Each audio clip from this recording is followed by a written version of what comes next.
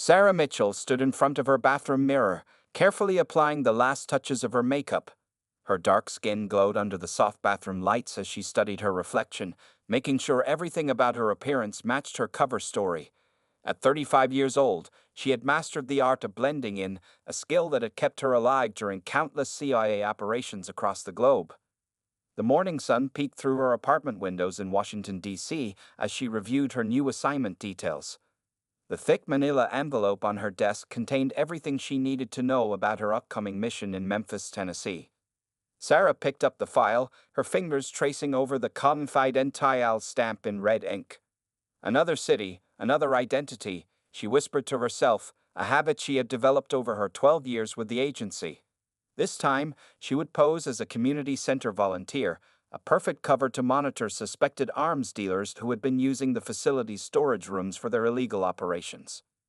The night before her departure, Sarah's supervisor, Director Thompson, had called her into his office. The aging man with silver hair had always treated her with respect, something she deeply appreciated in an industry still dominated by white men. "Mitchell, this one's different," Thompson had said, his wrinkled hands folding together on his mahogany desk. "These arms dealers aren't just selling handguns. We're talking military-grade weapons, possibly being sold to domestic terrorist groups." Sarah remembered nodding, understanding the gravity of the situation. "How long do I have to establish my cover?" 3 weeks maximum. Any longer, and we risk losing track of their next shipment.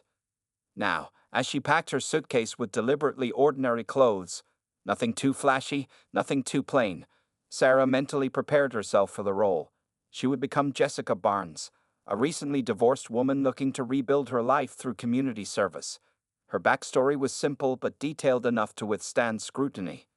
The flight to Memphis was uneventful, just how Sarah liked it. She spent the 3 hours reviewing her cover story and memorizing the layouts of both the community center and the surrounding neighborhoods. Her new apartment, a modest one-bedroom unit in a middle-class area, waited for her with basic furnishings already in place, courtesy of the CIA's logistics team. After landing, Sarah took a taxi to her new home. The driver, an elderly man with kind eyes, shared stories about the neighborhood as they drove. She listened intently, gathering useful information about local dynamics that wasn't in her briefing papers. This kind of local knowledge often proved invaluable during operations. "Community center's just 2 blocks away," the driver mentioned as they pulled up to her apartment building. "Lots of good people there." Sarah smiled, knowing that among those good people were dangerous arms dealers who needed to be stopped. She tipped the driver generously and walked into her new building, carrying 2 suitcases filled with clothes and basic surveillance equipment disguised as ordinary objects. The apartment was small but functional. Sarah immediately began setting up her secure communication devices, hiding them in everyday items. A coffee maker with a hidden compartment, a bookshelf with a false back, and a bedside lamp with a built-in encrypted radio transmitter. As evening approached, Sarah sat by her window, watching the street below come alive with families returning from work and children playing. Tomorrow, she would begin her volunteer work at the community center.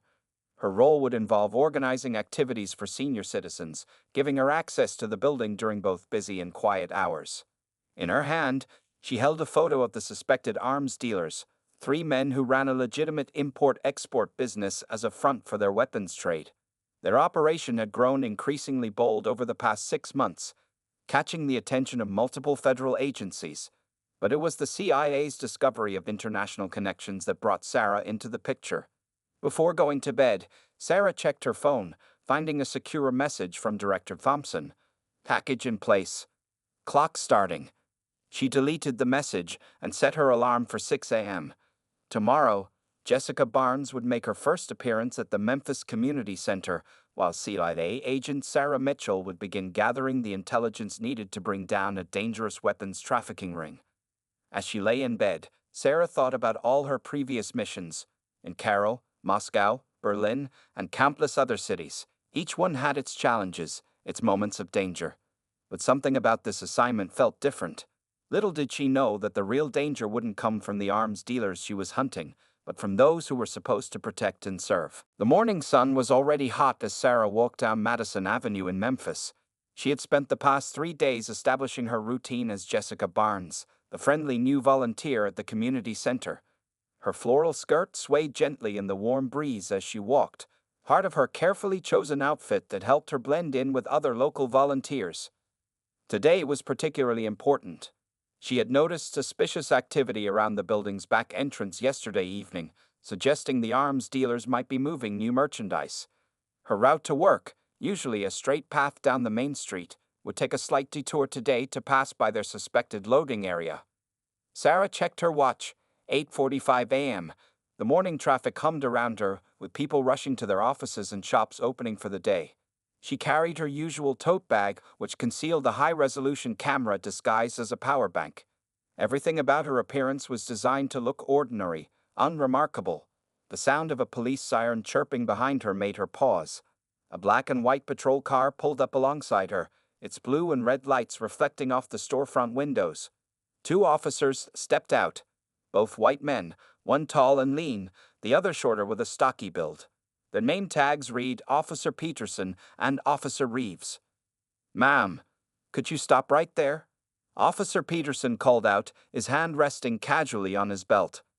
Sarah noticed how his fingers drummed near his holster, a subtle intimidation tactic she had seen before. "Is there a problem, officers?" Sarah asked, maintaining the soft, slightly nervous tone of Jessica Barnes. Inside, her CIA training kicked in, mentally recording every detail of the encounter. Officer Reeves circled behind her while Peterson stepped closer. "We've had reports of suspicious activity in this area. Mind telling us where you're headed?" Sarah could feel Reeves's presence behind her, uncomfortably close. "I'm walking to the community center," she replied. "I volunteer there. You can call them to verify." "That's a mighty nice skirt you're wearing," Reeves interrupted, his voice carrying an unmistakable sneer. "Seems a bit fancy for volunteer work." Peterson smirked, moving closer. "ID, please. And what's in the bag?" Sarah reached for her perfectly forged Tennessee driver's license, her hand steady despite the growing tension. As she handed it over, she felt Reeves brush against her skirt, an obviously intentional movement that made her skin crawl. "Just my wallet, phone, and some papers for the senior center program," she answered, keeping her voice level while documenting every inappropriate touch and comment in her trained memory. Peterson studied her license with exaggerated slowness. "Jessica Barnes, huh? You don't look like a Jessica." "What does a Jessica look like, officer?" Sarah asked, allowing a hint of challenge to enter her voice. This seemed to irritate Peterson. He stepped closer, using his height to loom over her. "You know, attitude like that could cause you problems in this neighborhood." Reeves chuckled, still standing too close behind her. "Maybe we should search the bag, Pete. Make sure there's nothing suspicious." Sarah felt her pulse quicken, not from fear, but from controlled anger. As a CIA operative, she had faced down armed terrorists with less disrespect than these officers were showing. She could end this situation in seconds by revealing her true identity, but her years of training kept her in character. This harassment was revealing something potentially more significant than her current mission. "Officers," she said calmly, "I'm happy to cooperate, but I'd like to know the specific reason for this stop. And I'd appreciate Officer Reeves maintaining a professional distance." Her firm but polite response seemed to anger them further. Peterson stepped even closer, his breath smelling of morning coffee. "Listen here." The crackle of their radio interrupted whatever he was about to say. "All units, possible 10 to 31 at 4th and Main." Peterson held her gaze for a long moment before tossing her ID onto the ground. "Keep your nose clean, Jessica," he sneered. "We'll be watching." As they returned to their patrol car, Sarah calmly picked up her license, memorizing their badge numbers and vehicle number. She watched them drive away, their siren wailing unnecessarily loud, before continuing her walk to the community center. Only someone very observant would have noticed her slip a small recording device back into her bag, one that had captured every word and movement of the encounter. These officers had no idea they had just harassed a CIA agent, nor did they realize their actions would soon set in motion events that would shake the entire Memphis Police Department. As Sarah approached the community center, her mind was already formulating a plan. She had come to Memphis to catch arms dealers, but it seemed she had stumbled upon another kind of criminal, ones who hid behind badges instead of shell companies. That evening, Sarah sat in her apartment, her laptop screen casting a blue glow across her focused face. The recording device from her bag had captured everything. Every inappropriate comment, every unwanted touch, and every abuse of power from Officers Peterson and Reeves. She played the audio again, her fingers moving swiftly across the keyboard as she prepared her report. Voice analysis complete, she muttered to herself, watching as the computer program matched the officers' voices to previous complaints filed against them. The software, a CIA tool normally used to identify terrorist communications, was now revealing a pattern of harassment spanning several years. Sarah took a sip of her now cold coffee and pulled up the Memphis Police Department's internal database. Her CIA clearance gave her access to records that most internal affairs investigators could only dream of seeing. Officer James Peterson. 8 complaints of harassment in the past 3 years, all dismissed. Officer Michael Reeves. 12 complaints, primarily from women of color, all mysteriously dropped or marked as unsubstantiated. The soft buzz of her secure phone interrupted her concentration. Director Thompson's name flashed on the screen. "Mitchell, report," he said when she answered. "Sir, the arms dealers are planning something big. They've increased their security at the community center," Sarah began, then paused. "But there's another situation that needs attention." She detailed the morning's encounter, her voice professional and controlled. Thompson listened silently until she finished. "This could compromise your cover," he said finally. "Or strengthen it," Sarah countered.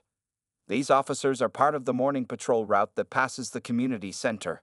Their behavior suggests they're either extremely careless or feel protected enough to act with impunity. Either way, they might be useful to our primary mission." There was a moment of silence on the line. Sarah could almost hear Thompson thinking, weighing the risks and possibilities. "Explain," he said finally. Sarah pulled up a map on her laptop, marking the patrol routes she'd observed. "These officers spend an unusual amount of time around the community center, particularly during early morning hours when our arms dealers are most active. Their harassment of local residents, especially women, creates a climate of fear that discourages people from reporting suspicious activity." "You think they're connected to our weapons traffickers?" Thompson asked. "Not directly," Sarah replied, "but they're creating perfect conditions for criminal operations to flourish. And sir, these officers need to be stopped, regardless of our primary mission." Thompson sighed. "Agreed. But remember, the arms dealers are your priority. Handle this carefully, Mitchell." After ending the call, Sarah began constructing a detailed timeline. She created a secure folder titled Project Shield, separate from her main mission files. Into it went the morning's audio recording, the officers' complaint histories, and her initial observations. Using another CIA program, she began cross-referencing the officers' patrol patterns with known arms shipment dates. A clear pattern emerged. Peterson and Reeves were always conveniently absent during key delivery times, their patrol car GPS showing them harassing citizens in other parts of the neighborhood. Sarah printed several photos from her hidden camera, spreading them across her desk. They showed the officers' positions during the morning incident, their badge numbers clearly visible. She added these to her growing file, along with satellite images of their patrol routes. A plan was forming in her mind. These officers had made a serious mistake in targeting her, but revealing her identity immediately would be a waste of an opportunity. Instead, she would build a case so solid that not even the most corrupt department officials could ignore it. Opening her secure email, Sarah began composing a message to a trusted contact in the FBI's Civil Rights Division. She wouldn't send it yet. Timing would be crucial. Having it ready was part of her strategy. As midnight approached, Sarah stored her evidence in multiple secure locations. Tomorrow, she would return to the community center as Jessica Barnes, a seemingly harmless volunteer. But now she had 2 missions: stop a dangerous weapons trafficking operation and expose the corrupt officers who made such criminal activities possible. Looking out her window at the quiet Memphis street below, Sarah allowed herself a small smile. Officers Peterson and Reeves thought they had intimidated another innocent woman today. Instead, they had unknowingly started a chain of events that would bring their whole corrupt world crashing down. A week after the incident, Sarah sat in her car outside the Memphis Police Department, her camera zooming in on officers Peterson and Reeves as they started their morning shift. The early morning fog provided perfect cover for surveillance, and her tinted windows kept her hidden from curious eyes. Through her high-powered microphone, she could hear their casual conversation as they walked to their patrol car. Their laughter echoed across the parking lot as they joked about their latest stops, a disturbing collection of harassment incidents targeting minority women in the community. Sarah's phone buzzed quietly. A text from Maria Rodriguez, a domestic violence counselor at the community center, appeared on the screen. Over the past week, Sarah had carefully built a network of contacts, and Maria had become an invaluable source of information. 3 more women came forward yesterday. The message read, "Same officers, same pattern. They're afraid to file official complaints."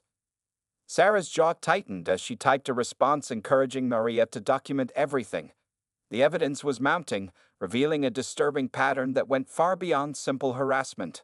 Opening her laptop, she added the new information to her growing database.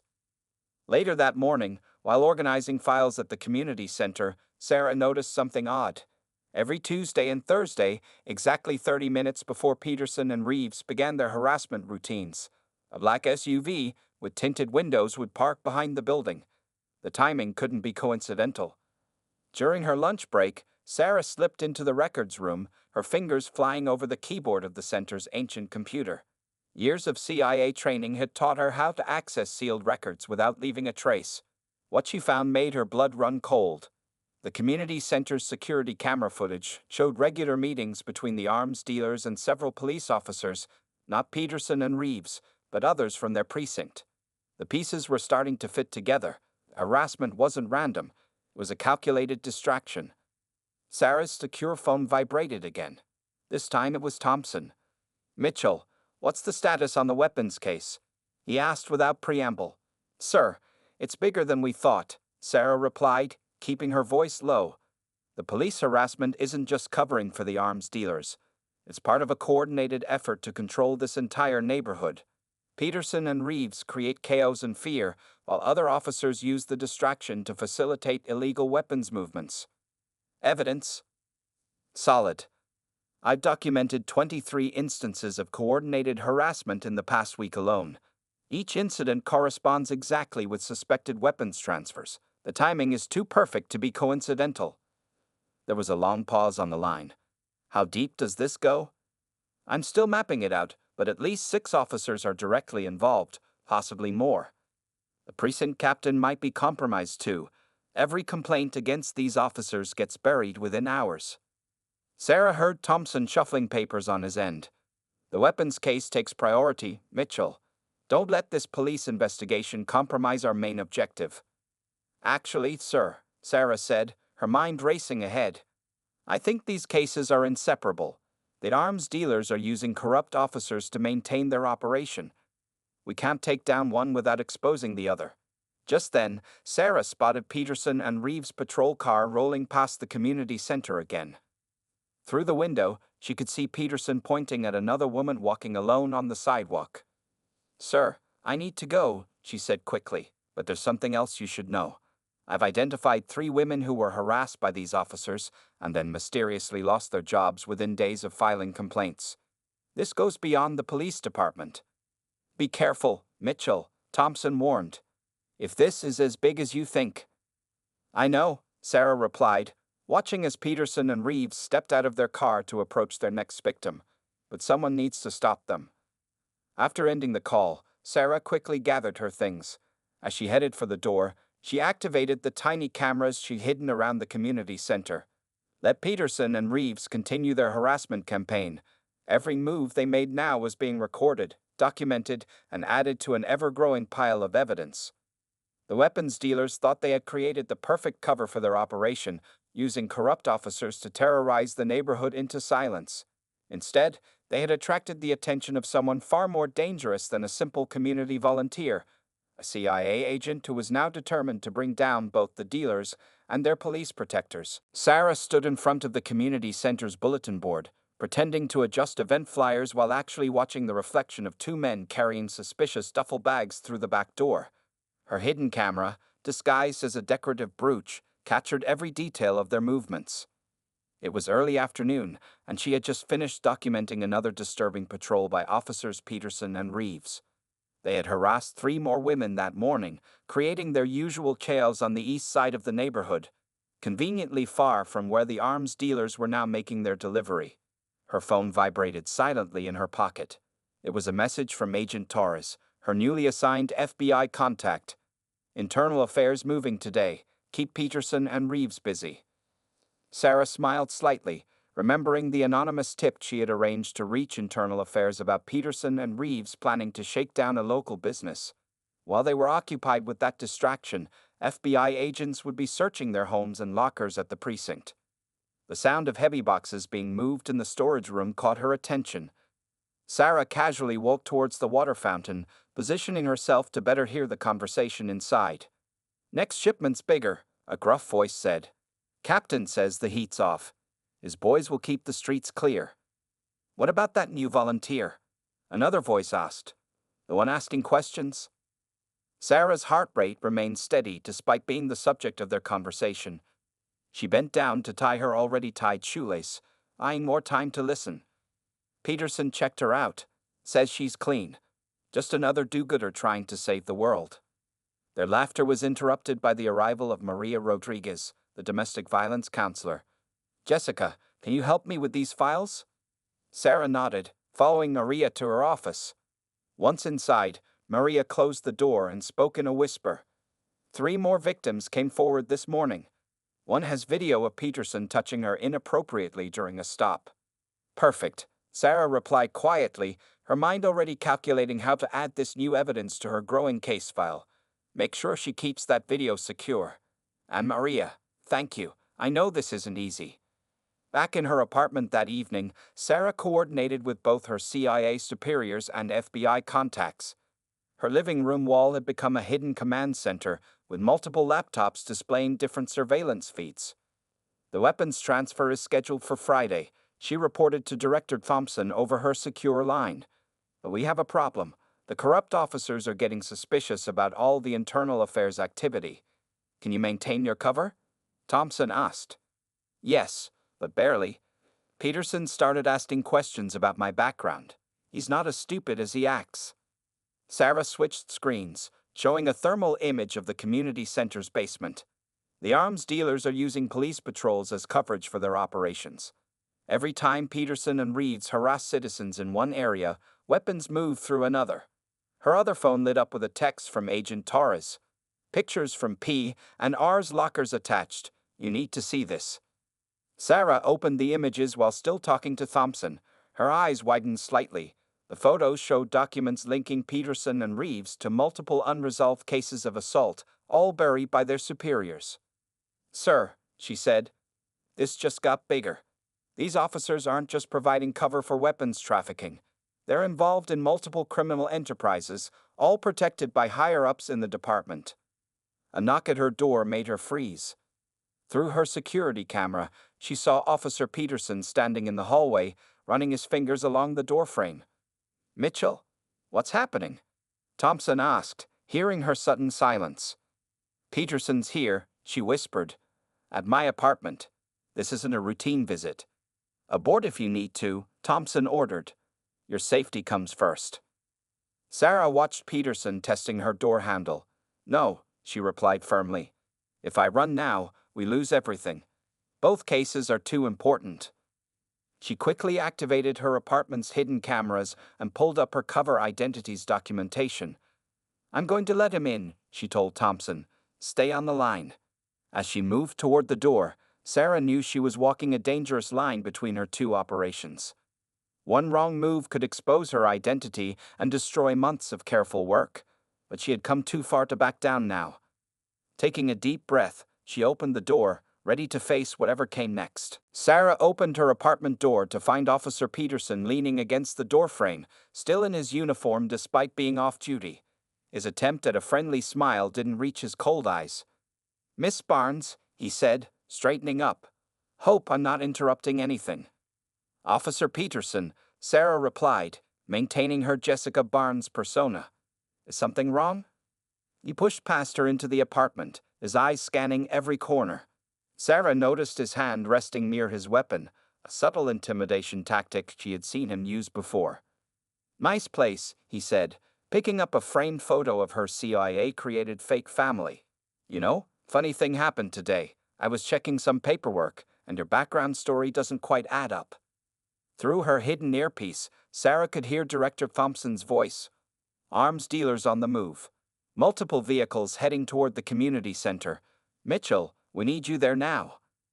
Sarah's mind raced, calculating her options. Peterson was blocking her path to the door, and she could hear heavy footsteps in the hallway. Reeves, no doubt, waiting as backup.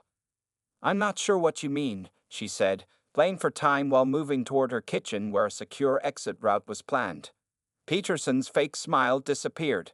Cut the act, Jessica, if that's even your name. No ordinary volunteer asks the kinds of questions you've been asking. No ordinary volunteer has your kind of training. A crash from outside made them both turn. Through her window, Sarah saw multiple black SUVs pulling up to the community center across the street. The arms deal was happening now, ahead of schedule. You're right, Sarah said, dropping her Jessica Barnes voice. I'm not ordinary. Peterson reached for his weapon, but Sarah was faster. In one fluid motion, she had him disarmed and pinned against the wall. His eyes widened in shock as she pulled out her CIA badge. Federal agent, she stated firmly. And you're interrupting a major operation. The door burst open as Reeves charged in, weapon drawn. Sarah smoothly used Peterson as a shield while drawing her own concealed weapon. Drop it, Reeves, she ordered. Unless you want to explain why you're threatening a CIA agent. Reeves froze, his face turning pale. CIA, what the? Both of you, on your knees, hands behind your heads, Sarah commanded. Through her earpiece, she could hear Thompson coordinating the raid on the community center. You don't understand, Peterson sputtered as Sarah zip-tied their hands. We were just following orders. The captain. I know all about the captain, Sarah interrupted. And the weapons trafficking. And every woman you've harassed, it's all documented. Sirens wailed outside as FBI vehicles surrounded the building. Sarah's phone buzzed with a message from Agent Torres. Raid in progress. Arms dealers attempting escape through north exit. Sarah quickly secured Peterson and Reeves to her radiator, knowing FBI agents would arrive within minutes to take them into custody. She had a bigger target to catch. You two just sit tight, she said, checking their restraints one last time. Think about how you're going to explain 12 months of documented harassment and corruption to internal affairs. As she headed for the door, Peterson called out, "They'll kill us if we talk." Sarah paused, looking back at the two officers who had caused so much pain to innocent women. Then I suggest you start thinking about witness protection. I hear it's better than prison. She raced down the stairs, emerging onto the street just as the arms dealers burst out of the community center's back door. Their escape route would have been perfect, if it hadn't been for the corrupt officers they trusted being otherwise occupied in her apartment. Sarah took up position behind a parked car, weapon ready. The pieces had finally come together. The harassment campaign, the weapons trafficking, the police corruption. Now it was time to end it all. This is Agent Mitchell, she spoke into her radio. North exit covered. All units move in. Take them all down. The night air filled with shouts and sirens as federal agents converged on the scene. Sarah allowed herself a small smile, knowing that justice was about to be served. Not just for the arms trafficking, but for every woman who had suffered at the hands of corrupt officers who thought they were above the law. The Memphis Federal Building hummed with activity as Sarah sat in a conference room, surrounded by evidence files and computer screens. 3 days had passed since the simultaneous takedown of the arms trafficking ring and the corrupt police officers. Director Thompson stood at the front of the room, addressing a mixed group of CIA, FBI, and internal affairs officials. The wall behind him displayed photos of the seized weapons, enough firepower to supply a small army. Thanks to Agent Mitchell's work, Thompson said, nodding toward Sarah, we've uncovered one of the largest police corruption cases in recent history. Sarah watched as surveillance footage played on the main screen, clips of Peterson and Reeves harassing women, followed by time-stamped videos of weapons being moved through their patrol areas. The evidence was devastating and undeniable. Agent Torres from the FBI stepped forward, holding up a thick file. Officers Peterson and Reeves have agreed to cooperate fully. They've already implicated 6 other officers and their precinct captain in the weapons trafficking operation. What about the victims? Sarah asked, thinking of Maria Rodriguez and the women who had bravely come forward. All documented cases will be investigated, Torres replied. The Department of Justice is establishing a special task force to handle the complaints. There's even talk of a congressional inquiry.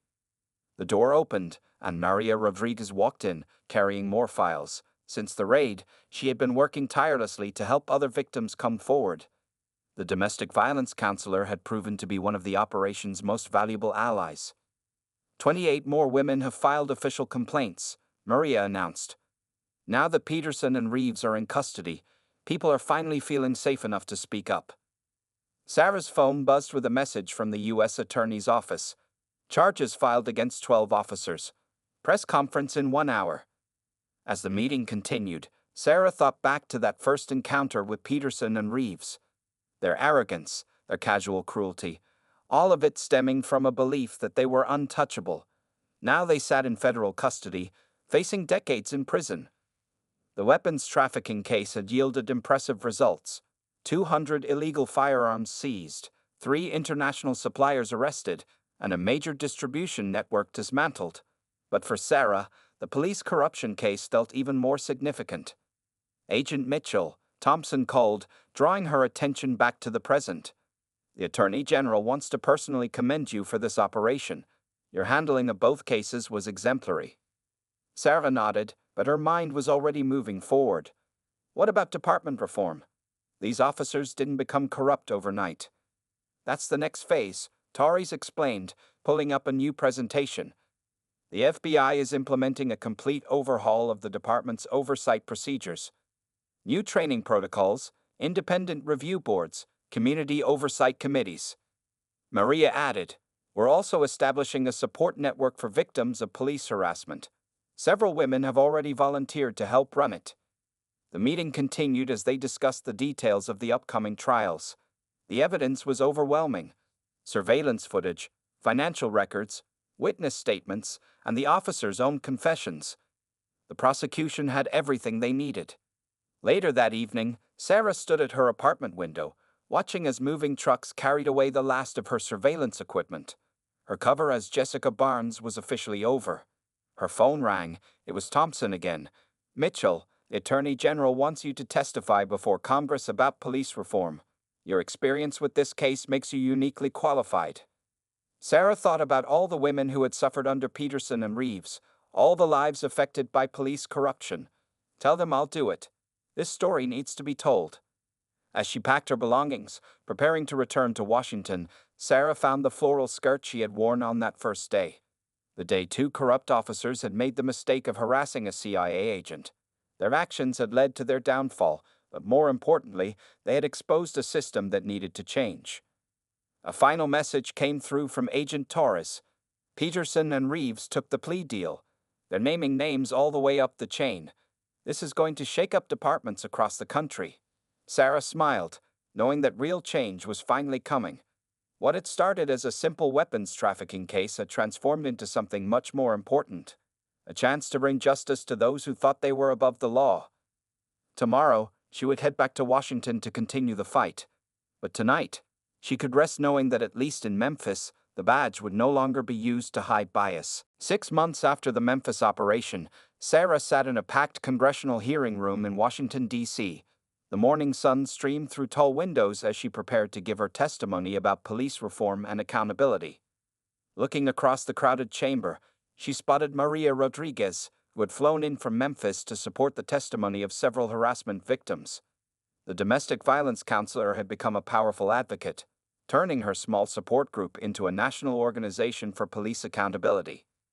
Agent Mitchell, the committee chairwoman, began, your operation in Memphis uncovered not just weapons trafficking, but a deeply rooted system of police corruption and harassment. Could you explain how these issues were connected? Sarah leaned toward the microphone, her voice clear and confident. What we discovered was a deliberate strategy. Corrupt officers would create chaos through harassment and intimidation, particularly targeting women of color. This distraction allowed other criminal activities to flourish unchecked. The hearing room fell silent as Sarah shared detailed statistics.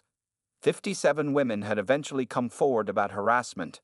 12 officers had been convicted of various crimes, and over 300 illegal weapons had been kept off the streets. During a break in the testimony, Sarah checked her phone to find a message from Director Thompson. Police reform bill gaining support. Your testimony is making a difference. Another message, this one from Agent Torres, included a photo of Peterson and Reeves in prison jumpsuits. First day of their 20-year sentences. They're still cooperating with ongoing investigations. Sarah remembered the day of their sentencing, how they had finally shown remorse when confronted by their victims in court. Their testimony had led to investigations of police departments in 3 other cities, uncovering similar patterns of corruption and abuse. Back in the hearing room, Sarah unveiled her proposal for a new police oversight program. We're calling it the Accountability and Community Trust Initiative, she explained. It combines federal oversight with community involvement to ensure transparency in law enforcement. The program had already been piloted in Memphis, where the police department was undergoing a complete transformation. The new chief, an African-American woman with a background in civil rights law, had implemented strict anti-harassment policies and mandatory bias training. After the hearing, Sarah met with a group of young female police cadets who had been inspired by her story. The badge is a symbol of public trust, she told them. Every time an officer abuses that trust, they damage the entire system of justice. One cadet raised her hand. How do we change a culture that allows this kind of behavior? Sarah thought carefully before answering. By speaking up, by holding each other accountable, and by remembering that our duty is to protect and serve everyone, regardless of their race, gender, or background. That evening, Sarah attended a ceremony at the Justice Department, where her CIA team was being honored for their work on the Memphis case. The Attorney General personally presented her with a commendation for exceptional service. Agent Mitchell's work didn't just stop criminals, the Attorney General announced. It sparked a national conversation about police reform and showed us that real change is possible. After the ceremony, Sarah received an unexpected video call from Memphis. On her screen appeared dozens of faces, women who had been harassed by Peterson and Reeves, now leaders in their community's police oversight committee. We wanted you to see this, Maria said, turning her camera to show a new sign being unveiled at the community center, the Justice and Equality Resource Center. Sarah smiled, remembering how it all began with a simple undercover assignment. She had gone to Memphis to stop arms dealers but had ended up fighting a different kind of battle, one for basic human dignity and justice. Later that night, in her office at CIA headquarters, Sarah reviewed proposals for similar operations in other cities. Her experience in Memphis had created a new model for addressing corruption and bias in law enforcement. A final message came through from Director Thompson. Mitchell, your next assignment is ready when you are. There are other departments that need cleaning up. Sarah looked at the photo on her desk, the group shot from Memphis, showing all the women who had bravely come forward. Their courage had helped change not just their community, but potentially the entire nation. Send me the files, she replied to Thompson. This work isn't finished yet. The badge that had once been used to intimidate had become a symbol of positive change, and Sarah Mitchell, CIA agent and advocate for justice, was ready for her next mission.